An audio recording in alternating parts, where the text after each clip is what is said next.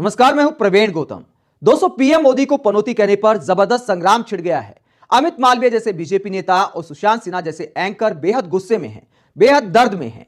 कहते हैं कि कैसे मूर्ख लोग हैं जो क्रिकेट मैच हारने पर देश के प्रधानमंत्री को पनौती बता रहे हैं।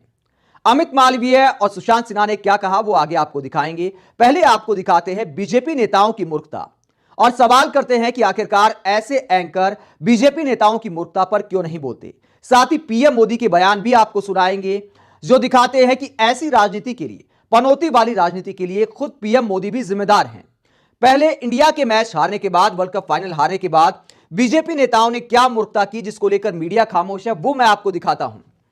ये देवेंद्र फडणवीस का आप ट्वीट देखिए जिसमें वो पीएम मोदी का वीडियो शेयर करते हैं और कहते हैं कि भारत का नेता भारत के लोगों के बीच पहुंच गया है।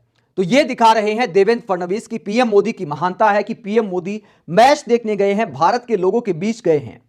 तो दोस्तों, यहां पर मैं स्कोर कार्ड आपको दिखाना चाहूंगा। 172 पे 3 था स्कोर जब देवेंद्र फडणवीस ने यह वीडियो शेयर किया, यानी इंडिया साफ तौर पर हार की तरफ जा रहा था। बहुत सारे लोग मैदान छोड़ के जा रहे थे और देवेंद्र फडणवीस पीएम मोदी की चापलूसी कर रहे थे। इसके बाद बीजेपी नेता प्रीति गांधी का एक ट्वीट देखिए जिसको थोड़ी देर बाद उन्होंने डिलीट कर दिया जब फजीहत होने लगी। मोहम्मद जुबैर ने यह स्क्रीनशॉट लिया था जिसमें प्रीति गांधी लिखती है कि सबको मोदी समझा है क्या, कंसिस्टेंट विनर यानी लगातार जीतने वाला। यहां पर प्रीति गांधी टीम इंडिया पर कटाक्ष कर रही हैं कि सबको मोदी समझा है क्या जो लगातार जीत जाएंगे। तो टीम इंडिया का मखौल उड़ाया पीएम मोदी की चापलूसी करते हुए, लेकिन सुशांत सिन्हा जैसे गोदी एंकर इसको लेकर कुछ नहीं बोलते। इसके बाद मैं और आपको दिखाता हूं कि ये एंकर इस बात को लेकर क्यों नहीं बोलते जब देश के मीडिया हाउस क्रिकेट मैच को धर्म युद्ध बना देते हैं। ये दैनिक जागरण की हेडलाइन देखिए, आज होगा धर्म युद्ध। तो टीम इंडिया हार गई तो क्या हम धर्म युद्ध हार गए? खेल में हार जीत चलती रहती है, लेकिन जब पत्रकार ही इस तरह की भाषा लिखेंगे और फिर सवाल उठाते हैं कि देखिए पनौती कहा जा रहा है। इसके बाद दोस्तों, सुशांत सिन्हा लिखते क्या है वो मैं दिखाता हूं। पनौती को लेकर क्या दर्द हुआ सुशांत सिन्हा को। सुशांत सिन्हा लिखते हैं कि जिस वक्त देश दुखी है वैसे वक्त में भारतीय क्रिकेट टीम की हार के लिए पनौती नामक मूर्खतापूर्ण वजह के मूर्खों जैसे ट्वीट करने वालों से नाराज ना हो। कोई सरदार बिना फौज के नहीं बनता। तो एक तरह से राहुल गांधी पर कटाक्ष कर रहे हैं कि मूर्खों के सरदार राहुल गांधी हैं और राहुल गांधी की फौज पीएम मोदी को पनौती कह रही है। तो सुशांत सिन्हा को बेहद गुस्सा आया है। अमित मालवीय क्या कहते हैं, बीजेपी आईटी सेल के हेड, वो कहते हैं कि 1,30,000 लोग अहमदाबाद में मैच देखने गए और क्योंकि ये लोग अपने देश से प्यार करते हैं तो जो लोग पीएम मोदी को एक तरह से पनौती बता रहे हैं वो 1,30,000 लोगों को भी पनौती बता रहे हैं। और ऐसे लोग या तो देश से प्यार नहीं करते या महामूर्ख हैं। दोस्तों, पनौती जैसी बातें करना वाकई मूर्खता है, लेकिन इस तरह की राजनीति की शुरुआत आखिरकार किसने की?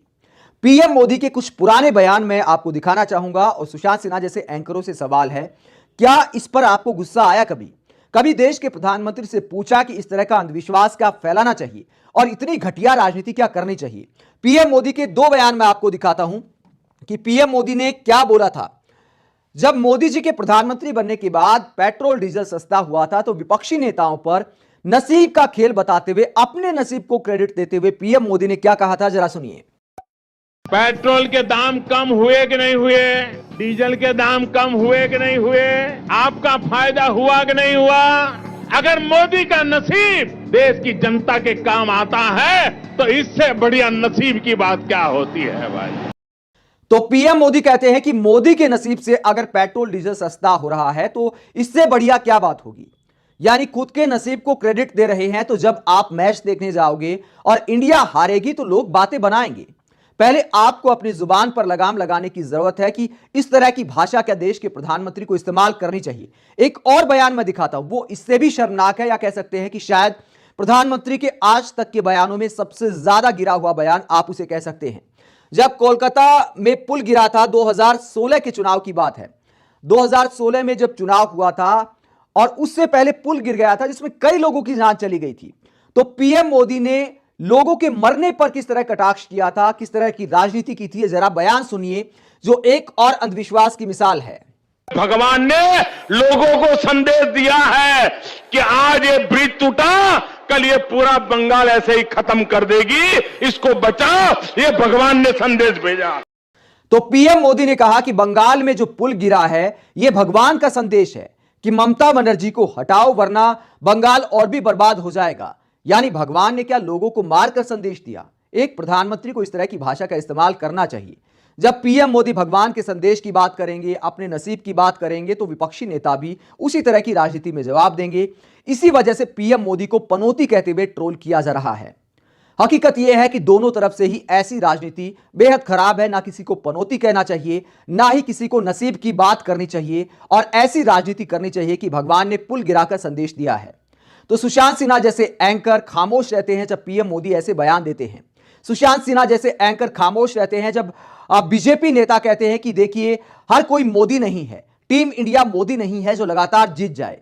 यानी मोदी जी को टीम इंडिया से तगड़ा खिलाड़ी बता रहे हैं बीजेपी नेता, और सुशांत सिन्हा जैसे एंकर खामोश रहते हैं, ना कोई सवाल करते हैं। और विपक्षी नेता जब इस तरह की राजनीति करते हैं तो एकदम से टूट पड़ते हैं। हालांकि दोनों तरफ की ही राजनीति गलत है। आप पनौती वाली राजनीति को लेकर क्या सोचते हैं? कमेंट बॉक्स में अपनी राय जरूर दें। अगर आप हमारी पत्रकारिता को पसंद करते हैं तो थैंक्स के ऑप्शन का इस्तेमाल करें, वीडियो को लाइक करें, चैनल को सब्सक्राइब करें। नमस्कार।